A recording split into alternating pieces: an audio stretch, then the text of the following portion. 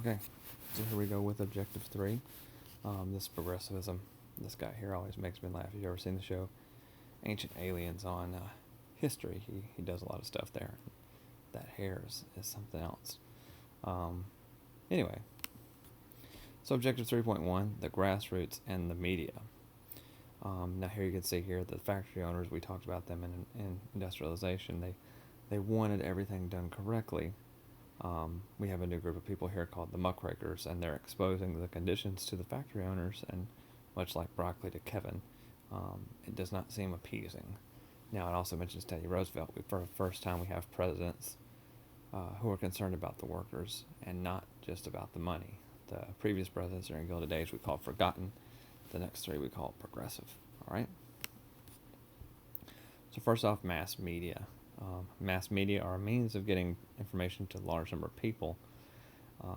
Late 1800s, early 1900s, mass media were books, magazines, and newspapers. Which those last 2 there, magazines and newspapers, largely have gone now digital. But books still are in print. But things have changed. But back then, you would get the things in the mail, and this is where you got your information from. Now, because of this, we have a book called Pilgrim's Progress. And it is a religious book, that's why Christ is there. But you see the guy with a muck rake, and he's cleaning the muck or the filth. And in Pilgrim's Progress, a man who could look no way but downward with his muck rake in his hands, who could neither look up nor regard the crown he was offered. So he didn't necessarily rake up this filth because he was expected to do it or for some reward. He simply did it because it was gross and it needed to come out. Now, Teddy Roosevelt is going to give the name muckrakers to a group of journalists that exposed the corruption of society or business. This was either came out in print or in pictures. As I said, Pilgrim's Progress was the book that started the origin of the muckrakers. We do have muckrakers today. We have modern muckrakers who go and try to expose working conditions, living conditions, etc. A very, very interesting documentary that's out there on the YouTube channel. I believe it's by Vice. Is they go into, what is that country? Congo. And they go and they mine this precious mineral that's made in all your cell phones. And it's kind of awe-inspiring to sit there and go, okay, everyone has a cell phone, but what are these people living in? And what are the conditions around that trade? So very, very interesting thing. Now, some famous muckrakers. We'll get more in class and talk about their contribution as well as their effect. But we have Upton Sinclair, probably one of the most important with the jungle. We have Ida Tarbell. Ida Tarbell is going to write the history of Standard Oil and the creation of monopolies and what's wrong with them. Jacob Riis, who in fact was an immigrant, wrote a book about the tenements called How the Other Half Lives. Trying to expose that. Frank Norris is going to write about the octopus, which we talked about in the last objective, was used to represent monopolies and things of that nature. And so the octopus is going to deal with the railroad relationship with the farmers. And then lastly, we have Lincoln Steffens, which is called The Shame of the Cities. And this is going to deal with political machines and tenements and everything that's wrong with urbanization. So you can see it's a wide variety of topics there. Now, the muckrakers are going to start things from a grassroots movement. Now, a grassroots movement, you can see from the thing there, grass just doesn't grow. You have to plant a seed, you have to nurture it, and then it kind of comes forth. It's a political or social movement that starts at a local level. You plant grass in your front yard, it starts at one area. It gets the attention, moves to a state, and then a national level. So some examples of grassroots women's suffrage, which started out west. Wyoming became one of the first states and then made its way, and also direct election of senators, which was a populist idea, and then eventually it's going to spread into a bigger movement as we go through this. So, another one we have is called the temperance movement. The goal was to ban alcohol. And so here you have a bunch of women here. 90% of the time it was women. They were Christian, and they felt that alcohol was the vice tearing families apart and keeping men away, because men, when they would come out of their work and they were not happy, they could either take their money and go drink, or they could go buy stuff for their families. And it's an issue that still plagues people today. And so here you have their motto, very simple: lips that touch liquor shall not touch ours. And so you think about that, how we're going with that. Now, this group here is called the Women's Christian Temperance Union, or WCTU. They're nicknamed teetotalers, which a teetotaler is somebody who wants no alcohol at all. And if you can remember from the Wizard of Oz analogy we talked about, the name Toto is a play on teetotaler. And so that's just meant to be, as the average American went, the teetotaler was always with her, wanting to ban alcohol. Now, we do have an extreme. We have the Anti-Saloon League and a woman named Carrie Nation. She's actually down here on the left at the bottom. She's pointing up. She would go have a hatchetation. She had a little hatchet, and she would go say a prayer, and then she would smash up the bar and run away. And people hated her because, she's destroying property and things like that. But to this group, she was seen as a vigilante, if you will. Then we come on to suffrage. Suffrage is the right to vote. Right around the time the Civil War was going on, African Americans and women were actually fighting together to actually get the right to vote. Famously, Frederick Douglass, however, said, "We're just campaigning for you. We don't care about the women." So there's a split in that. African American males do get the right to vote after the Civil War. However, women still are not. We're in the 1900s at this point. So the Women Campaign, in 1800s, the Seneca Falls Convention produced the Declaration of Sentiments, which should sound familiar because it is a play on the Declaration of Independence. And they kind of changed the words male to female, and etc. Okay. Later on, we're going to have Susan B. Anthony start the NASA, the National American Women's Suffrage Association. And so she's going to group all the people together. Then, and this time we're in the progressive movement, there's a split. Carrie Chapman Catt will take over for Susan B. Anthony and continue traditional method, which was petitions and things of that nature. Alice Paul is going to be more radical, and she's going to start something called the National Women's Party. And you can see here they're picketing outside the White House. They did hunger strikes. And there's a movie, and I'll show you some clips, called The Iron-Jawed Angels, and this deals with what Alice Paul went through. So it should be pretty interesting. Look forward to that one.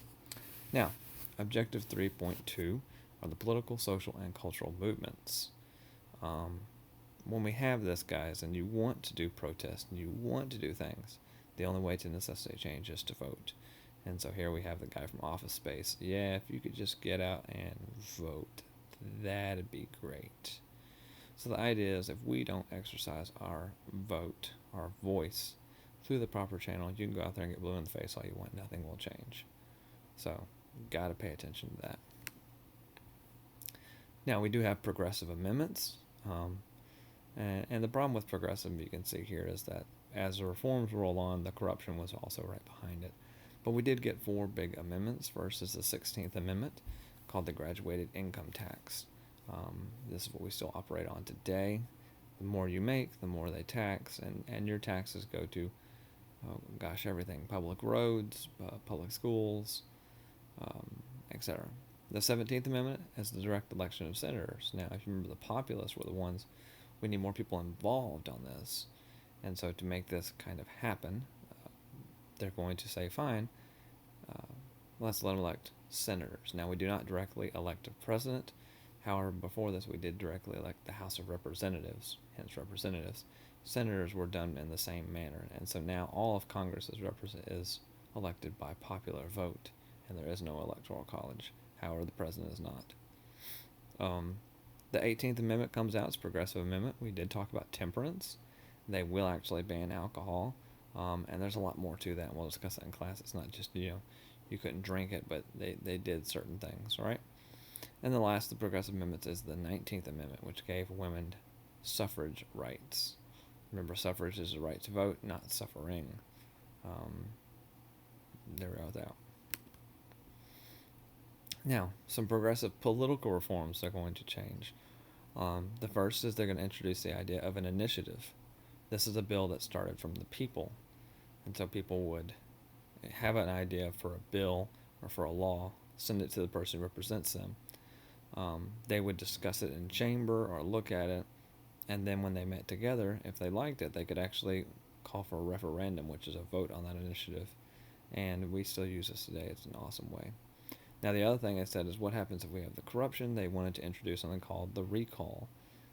This is to force a new vote to remove a politician who is not doing things correctly. So we can't. It's similarly an impeachment, but instead of voting to have an impeachment, you can have an election, and then if they elect him out, well, he has to go or she has to go. Now, the reform champion of this, his name is Robert M. LaFollette. There he is, fighting Bob. Okay, and he is the governor of Wisconsin. Go Packers and cheese. And he had what we call the lab of democracy, meaning he would try it there. If it worked there, it became a national issue. So famously, he's going to regulate the railroads, and then the national will regulate the railroads, etc. There were similar reforms in Texas. Texas governor had one of all-time greatest names. His name was James Hogg. And you think about Texas with all the pig and barbecue, and it's great. And then you have Governor Aycock over in North Carolina who are doing this. So he's not the only one. However, the lab of democracy was a very important step in progressivism. Now, local reform and government structure. Now, prior to this, a mayor had complete control, and if you remember the political machines and how that functioned, well, in the progressivism, we're going to move to a commissioner style of government. That means your mayor or whoever's there, but they're going to elect or are going to appoint commissioners in charge of different venues that they are experts in, and then more or less facilitate the needs and the money to get it to these people, which is actually a really smart idea. Now, several natural disasters and mismanagement of money were the factors behind this. Examples were the Galveston hurricane, you can see that right there, and also the Mississippi flood, which is a very important part of Mississippi history. And so we're going to move away from this and go to a commissioner style of government. Now, we also have the granting of new rights for African Americans at this point. Now, after the Civil War, we have what are called the Civil War Amendments.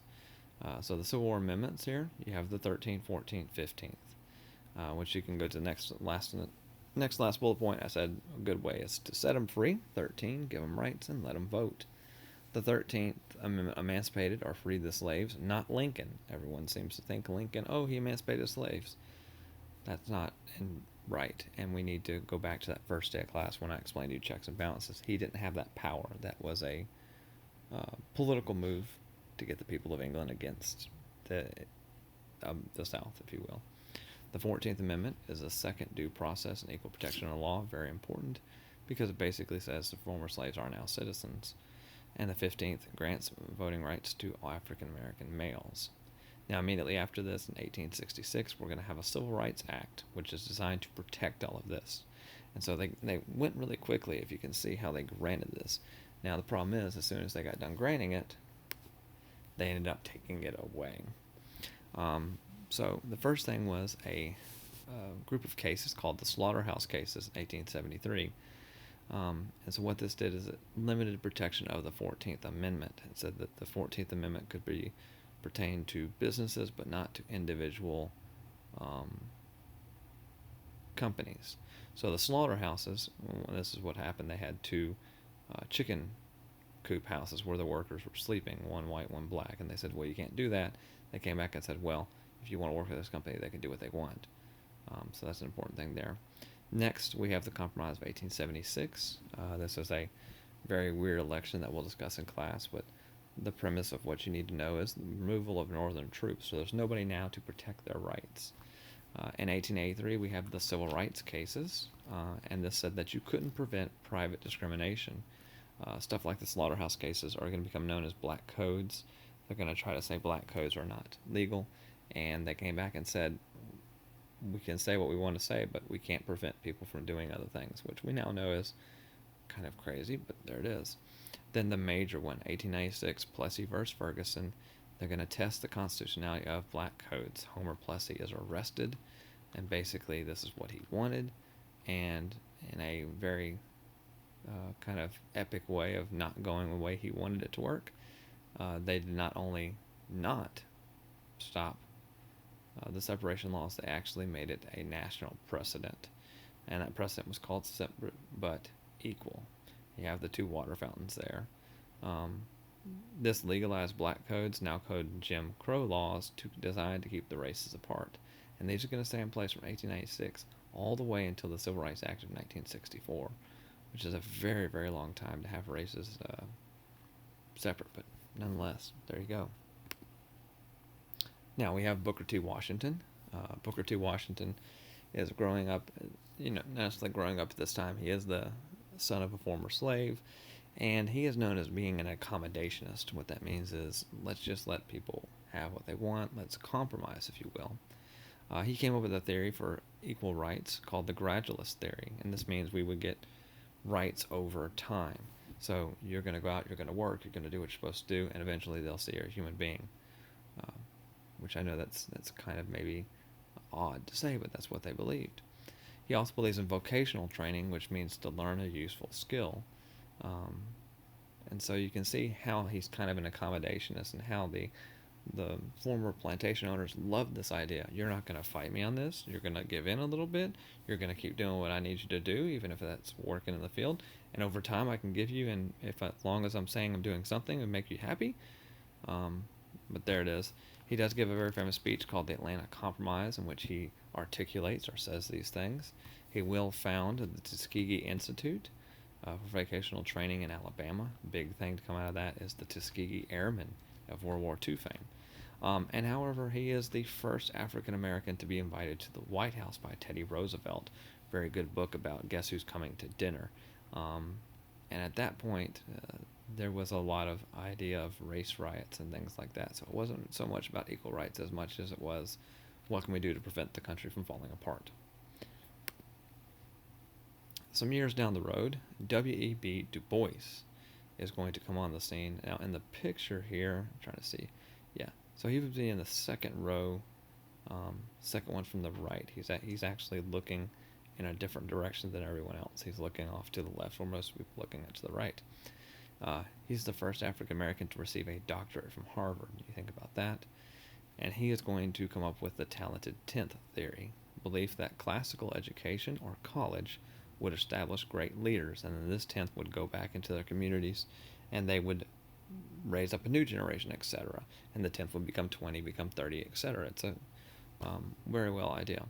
He's going to start something called the Niagara Movement. The Niagara Movement is simply to oppose Booker T. Washington and all of his ideas of accommodation and gradualism and vocationism. He also wants to end discrimination and disenfranchisement, which means to keep from voting. They had put things in place to keep African Americans from voting, such as poll taxes, literacy tests, and a grandfather clause, which we'll discuss. Now, in 1909, he drops that Niagara Movement, and he's going to help found the NAACP, which is the National Association for the Advancement of Colored People. And right here, he's going to use the courts and laws to prove discrimination and separate but equal wrong. And in a very odd way, both these men, although they're going against each other, are going to prove the spirit of America of compromise. Because Du Bois says, right, we do need education, we do need this. And going through the laws took time, it took gradualism. And so that's ironic how that worked out. Now, one last guy on here. In the 1920s, we have a man named Marcus Garvey. Now, Marcus Garvey is actually from Jamaica. And he is going to not be the founder of, but a big voice of black nationalism, which means pride in who you are. He did what black merchants, meaning you're going to shop and own your own businesses. He's going to start the UNI, which is the United Negro Improvement Association. Ideas to get better as he has. Then the Back to Africa movement, started by white supremacists, and it's actually endorsed by Garvey. The idea is to move to Liberia, and in a very weird thing, it's actually supported by known white supremacist Senator Bilbo from Mississippi, so it kind of worked into that. Now, objective 3.3, domestic at home policies of progressive presidents. So we have speak softly and carry a big selfie stick. Roosevelt loved being outside. There it is, okay? So Teddy Roosevelt's our first progressive president. He has something called the Square Deal. Here they're making the illusion of the great and powerful Oz again, thinking that he can solve all these problems. Now, Teddy Roosevelt's domestic policy from 1901 to 1908 focused on the 3 C's: consumer protection, control, corporate greed. He's known as trust buster, and also conservation, balance between development of new lands and preserving nature's beauty, having parks, things like that. Now, after Roosevelt, we have President Taft, and there's a book because President Taft has the distinction of serving in all three branches of government, not at the same time, but we remember because he got stuck in the bath, and that is figurative and literal. He did get stuck in the bath. He also got stuck in kind of the mire. Now, he's handpicked by Teddy Roosevelt, but he does the exact opposite. He supports a high tariff instead of a low tariff, and he's actually going to go against conservation and the known Pinchot Ballinger affair. His appointment, Ballinger fires Teddy Roosevelt's friend Pinchot, and so that's going to upset a lot of people. Now, in 1912, we have Woodrow Wilson. Woodrow Wilson runs against Taft, and Teddy Roosevelt makes a return. Teddy Roosevelt has a new idea called nationalism. We'll see that in a second. Wilson wants to fight the triple wall of privilege. So what that basically means, the triple wall of privilege, he wants to go against tariffs by lowering them. He wants to go against trust by busting up more trust. And he wants to go against the banks by reforming the banking system radically, which he does, and we still have kind of today. If you look at your dollar bill, they all say Federal Reserve, and that is a Wilson idea. Now, new nationalism is the idea behind Teddy Roosevelt. Now, Teddy Roosevelt runs again in 1912. He starts his own political party, the Progressive or Bull Moose Party. New nationalism is to oppose Wilson's New Freedom. It's active federal intervention to protect social justice and the economic welfare of the underprivileged. Now, many of these goals are actually promoted by Wilson. Now, a very odd thing, in 1912, Teddy Roosevelt did go give a speech in, where is he at? I think he's in Wisconsin. I could be wrong. He was actually shot in the chest by somebody, and it goes through his spectacle or glasses case. It goes through his manuscript, and the bullet is lodged in his chest. He then speaks for 90 minutes, famously saying, "You're gonna have to do more to kill a bull moose." That's why we call it the Bull Moose Party. And then he went to the hospital after that and actually lived. So I just found this an interesting meme, explaining why you can't get your work done, and this guy got shot in the chest and gives a 90-minute speech. Maybe we need to have more Americans with this mentality rather than being snowflakey and soft. Now, I think this is our last objective here, 3.4, key legislative acts of progressivism. Now, you see here, a Lincoln movie came out last weekend, and Teddy Roosevelt's saying, "I don't see chick flicks." And so the idea there is saying that Teddy Roosevelt is more of a manly or rugged, tough president than Lincoln was. And if you go to the older generation, they definitely do think of that. Now, consumer protection laws for food. The jungle inspired the Meat Inspection Act, which we must do it inspect the quality of meat before and after processing, and the USDA is now in charge of this. As well, you have the Pure Food and Drug Act, requires a list of ingredients for all food and drugs, and they have to be honest in their labeling, and the FDA monitors that. And so here you have another very famous cartoon here of Teddy Roosevelt holding, come on, what is that? A muck rake over the bad thing, bringing it to his attention of the meat scandal. And if you notice behind him, that is the Capitol building, not the White House. And so the idea is he can walk to the Capitol and support these bills. He can't pass them, but he can support them and get them done. So now, consumer protection also covers railroad abuses. And so here's Teddy Roosevelt. He's walking the railroad. He has the big stick, which he'll be known for that in foreign things. And you can see it says a greater railroad regulation. Two major laws. We have the Hepburn Act, the Interstate Commerce Commission, remember that from Gilded Age, can set maximum rates for railroads, how much they can charge, and prevent privileges. Coupled that with the Elkins Act, which amended the Interstate Commerce Act to include railroads. And then right there we also have stopping rebates and these other little things going on. So now, consumer protection as well, end of trust. So we don't like trust. Now, the Sherman Antitrust Act is actually a Gilded Age law, 1890, but it's not used, and it's actually used against the workers, etc. but it is strengthened at this time. We call Teddy Roosevelt a trust buster. He uses this to break up the trust. Now Wilson, you can see it right there. He's pumping in the antitrust legislation. He will actually kind of push through what's called the Clayton Antitrust. It is to help the Sherman Antitrust Act to end trust. But the bigger thing is it said that unions were not trust and you couldn't stop a union from being formed, if you will. Now, federal intervention and regulation, okay? We have the Underwood Tariff, which was a low tariff of Wilson's time to make products affordable for consumers. We have the Federal Reserve Act, and we'll spend a lot of time in this class, but change the banking system, and it creates a Federal Reserve System which is independent. Nobody tells them what to do. And then the last one here on this one, we have the Federal Trade Act, which is going to make a commission to oversee trade practices and to prevent unfair trade. What you do for one, you must do for all, if you will. We have conservation. We have some conservation laws. And so you have here the National Forest Service, the national parks are established during this time. The New Lands Reclamation Act irrigated the Southwest for settlement. So without this, no one can live in Phoenix, Arizona, or no one can live out in California or New Mexico or Oklahoma. And we have Teddy Roosevelt here. You see, he's also a champion of wildlife and habitat conservation.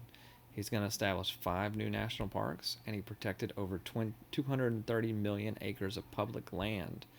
Among them is the Grand Canyon. So if you've ever been to the Grand Canyon, you got to see that kind of, just interesting sight of nature. Thank Teddy Roosevelt. Otherwise, that could have been apartments or gosh knows what else at this point. Now, some other laws we have about workers' rights and child labor. Children were expected to work during the Gilded Age, but we have the Keaton-Owen Act.